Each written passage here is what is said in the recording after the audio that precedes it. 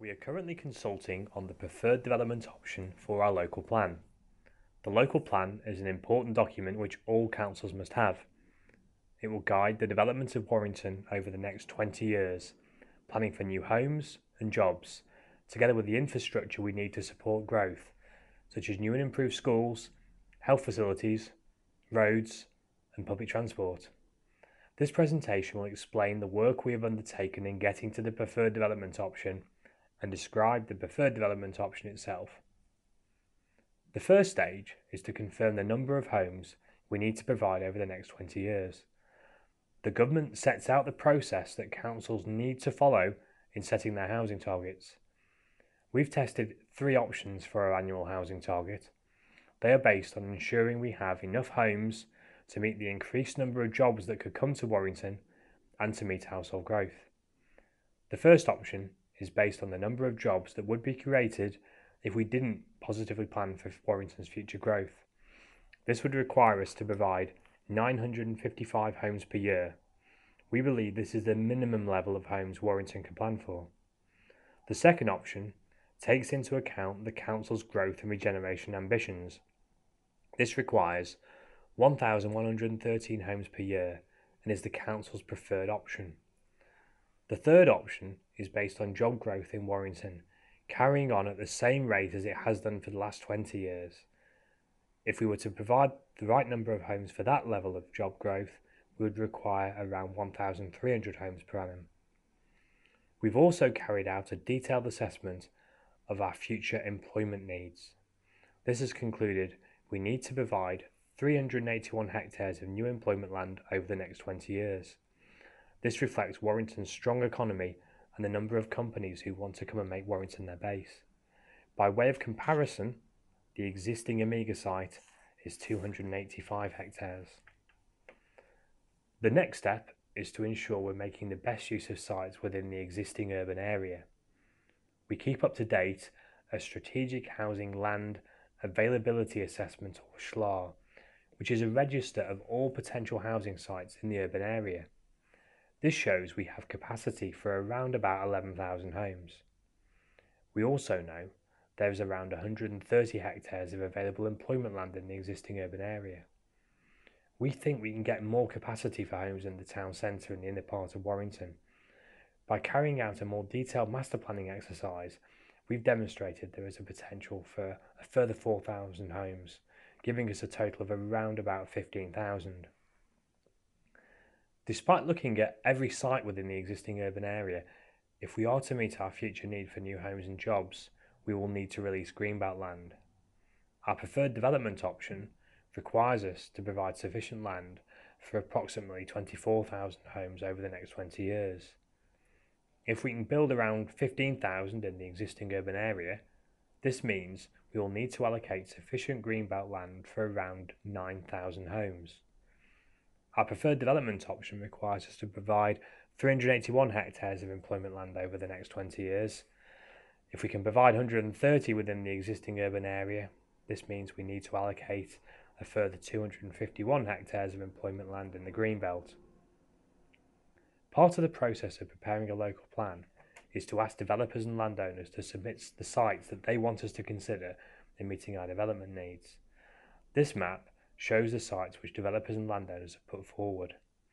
The green sites are sites within the Greenbelt. As you can see, there are many more sites than we need, but we have to consider the merits of them all. The next step is to consider which sites are the best for Warrington's future development. We have updated the objectives from our current plan to make sure we keep the priorities of regenerating the town centre and inner Warrington, but also reflecting the high number of homes and jobs that we need to plan for. We have used these objectives to help us decide where development should go.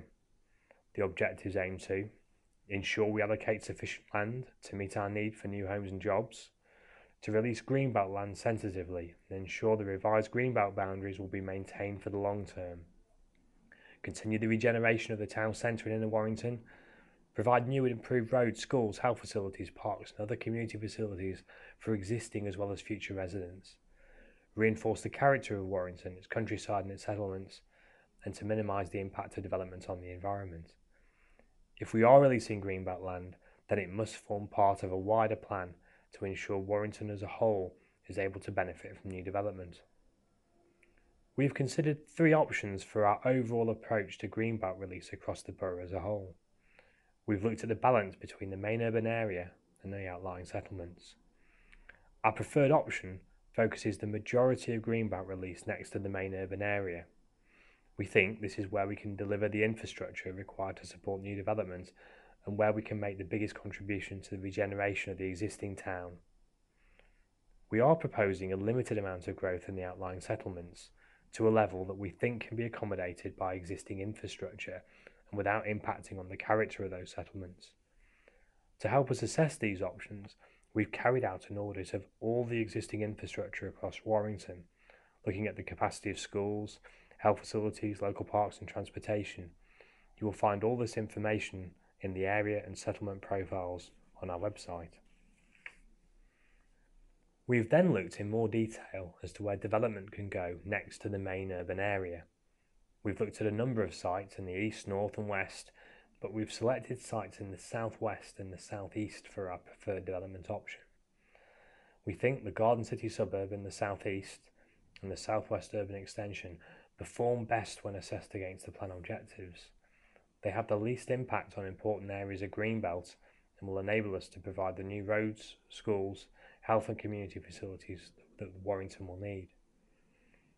We've carried out some additional work to confirm that the preferred development areas are able to accommodate the level of growth required and to provide additional detail relating to infrastructure requirements, constraints and important development principles.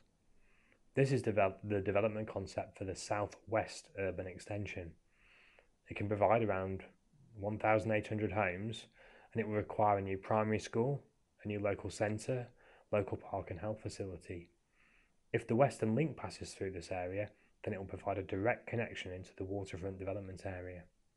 This is the development concept for the Garden City suburb.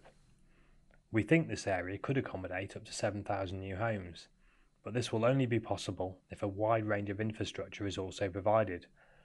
This will include a new secondary school, 4 new primary schools, new distributor roads, a new district centre with shops, a health facility, leisure centre and sports pitches, a new country park. The area also includes a major new employment site at the junction of the M6 and the M56. The development concept also confirms the phasing of development in relation to infrastructure over the next 20 years. For example, we know that no homes can be built on land currently within the Greenbelt unless a new distributor road network is in place first. Similarly, we know that by year 10, we'll need a new secondary school to be up and running. The plan provides a summary of the overall preferred development option. The main areas of growth are the town centre, the waterfront, the southwest extension and the Garden City suburb in the southeast. We've identified an approximate number of homes for the outlying settlements, but we have not identified which sites these homes will go on at this stage. The consultation on the preferred development option runs to the 12th of September. The preferred development option and all supporting evidence-based documents are on our website. There is also a form you can fill in on our website to tell us your views on our proposals. We have a number of consultation events across the borough, so you can find out more about the local plan. We will take on board all comments received as we work up the detailed version of the local plan. That version will show all of the sites we are proposing to allocate. We're aiming to consult on the detailed local plan in spring 2018 before we submit the plan for independent examination.